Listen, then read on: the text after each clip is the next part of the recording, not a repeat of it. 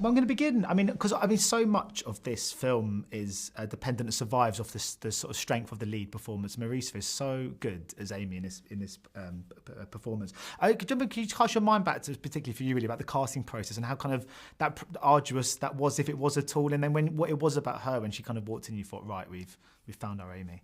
Yeah, I mean, I'd like to tell you it was a worldwide search on 5 continents, but it really wasn't. I mean, because we were looking particularly for, we wanted in an ideal world, we wanted a North London girl who would embody that spirit of Amy, and we had the best casting director of all time, Nina Gold, with us, and Nina very quickly, and we knew we didn't want to.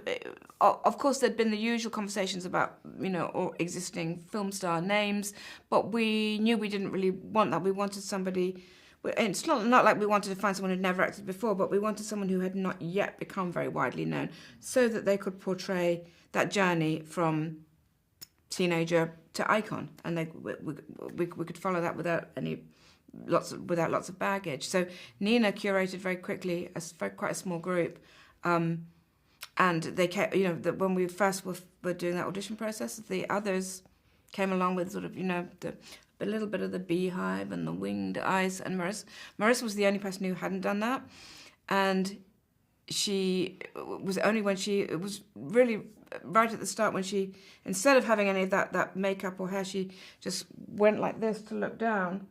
And when she came up, Sam said she just knew that she was Amy straight away. Yeah, it was in the eyes. It was just clear. It's the North London spirit. Yeah, definitely. Yeah. It was in the eyes. It was there straight away, and then she sang, and then it was. And it was game over. Yeah. Because there's so many kind of when you're dealing with a story like this, there's sort of so many kind of different aspects you can kind of look into and kind of try and pick as the kind of focal point. I mean, for me as an audience member, it felt like a real love story. Was that how you approached it? Was that part of the kind of main crux of your kind of idea here? Yeah, I think with Blake, we got a one-sided view with the press of him, but if you want to respect Amy, then you've got to respect who she falls in love with as well. I mean. She's not silly, she's not daft. So there was a side of what was that relationship and why was it so deep and visceral. I love a bit of Kathy and Heathcliff, and I think that definitely works on that relationship front. But just looking at that and the beauty of falling in love, and then obviously the toxicity that sometimes comes with that, it was an interesting dive for me. Because the media obviously created. People have to create villains and people to kind of pin things on, and whether it was Blake or Mitch, I think the media like to pin a lot of kind of the addiction on other people and the kind of demise and stuff like that. But for you guys as kind of filmmakers here at the kind of helm of this, was it really important to not judge anyone and to try and show the humanity in every person that existed in Amy's kind of life and world, I suppose? Yeah, we didn't want to go in finger pointing. I mean, that was the phrase we used. I think there'd been enough of that going on, and and it would have got in the way of telling what we wanted, which was a celebratory story about Amy and shining the light on her. Because looking for those antagonists, it's to me it was kind of a bit boring. So it was like, what angles can we tell that haven't been told? And the only villain in our film is addiction itself. That's what the demon that Amy was battling. And that's the view that we took. Perhaps a cautionary tale to fame. The sort of safeguards that probably are in today weren't around there, and if there was someone to turn to or a sort of some kind of organisation, because when that kind of fame hits someone like Amy, who's just basically a very, very honest person, it must be very difficult, and therefore self-medication is an obvious route.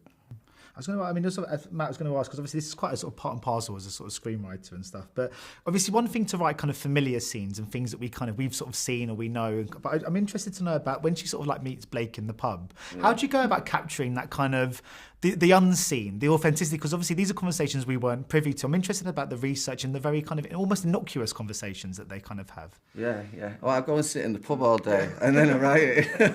I like to say there's a bit more to it than that. I'd really love to know, but when those scenes, and I know it's a key scene, I know that they both have to shine in that, and we all have to fall in love with them, and then especially Blake, who just waltzes into her life.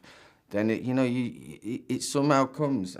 But then the acting, it gets taken to a different level when you get on a movie like this. When you get those personnel in the right places, the actors and the director, obviously wonderful producer, just takes a different, just goes up and up. And I just look at it in awe, really. It's very, very quickly before I go. Nick Cave, that must have been amazing to get him involved. How did that come about? That was extraordinary, and that was quite late in the process as well. I mean, obviously it's it's a musical film. It's wall to wall Amy, so we needed someone who would understand that and really identify with it. And we didn't need. It's not like a full blown score where you don't need Amy's theme and Blake's theme. What I think about Nick's music is it's almost like it's holding hands with the film. It walks alongside it.